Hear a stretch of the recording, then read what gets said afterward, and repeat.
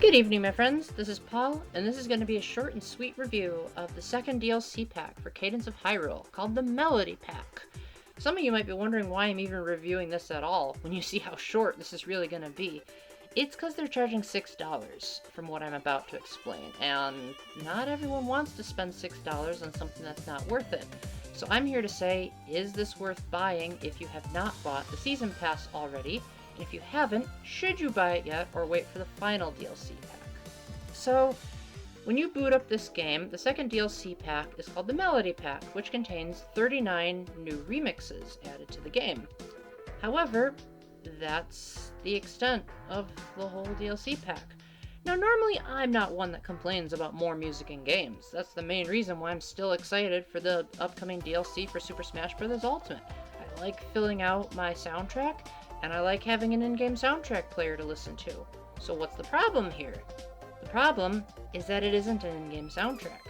You actually have to be in the areas where the music is playing in order to hear the remixes, which is bizarre, but I guess it also sort of makes sense. I mean, it's a rhythm game. They probably figure, what would be the point of listening to rhythm songs if you're not going to play them to the beat of the action, rather than just listening to them on YouTube? Probably still not going to stop some people, but oh well. The gist of it is that while you're in the gameplay, you have a new option in the options menu called Change Soundtrack. And you can take most of the overworld and crypt themes. Unfortunately, the boss battles and towns were not remixed at all. And you just choose which composer you want to listen to. You can choose the original versions from Danny B, along with 3 new composers by the names of A Rival, Family Jewels, and Chipsel. Each of them has their own unique style that they bring to each of the remixes. And overall, I would say that Family Jewels is more rockish. Arrival is kind of, I guess, a little bit of dubstep slash disco style, and Chipsel is more old-fashioned slash new at the same time. Think Celeste or A Short Hike, those kinds of soundtracks.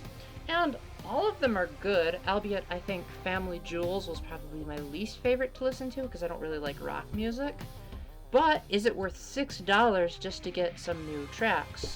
Like I said, in other circumstances, this would be wonderful. However, the problem comes when you know what the songs are, and they're actually remixes of the existing soundtrack. So rather than getting all new Zelda tracks, like I think the trailer was hinting at, you're actually just getting the already released soundtrack, just with different arrangements. So if you were thinking, ooh, I can hear Breath of the Wild in a rhythm-themed game, no, you can't.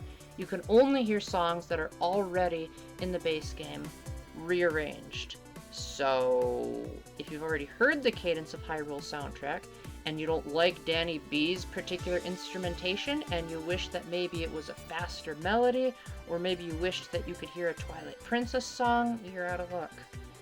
Again, the songs are good, but I don't think they're good enough to warrant a whole $6, especially when you don't have an in-game soundtrack player, and you have to be listening to these in the moment, and they're just remixes of remixes, so they feel a little bit redundant. Like, why couldn't they have composed some brand new stuff?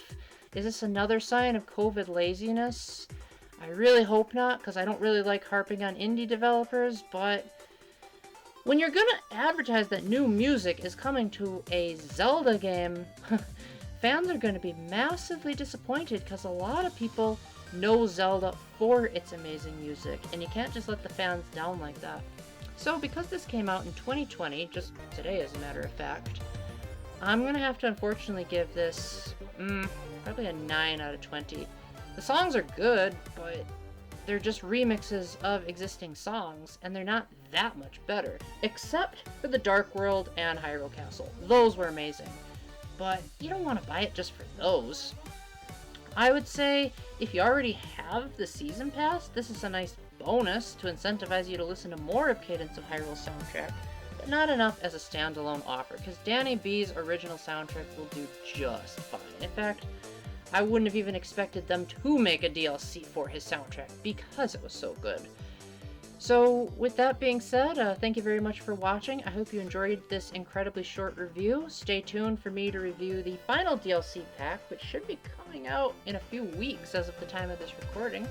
Until the next time, keep the faith, stay epic, God bless, and don't just remix remixes, guys. Come with some new songs next time.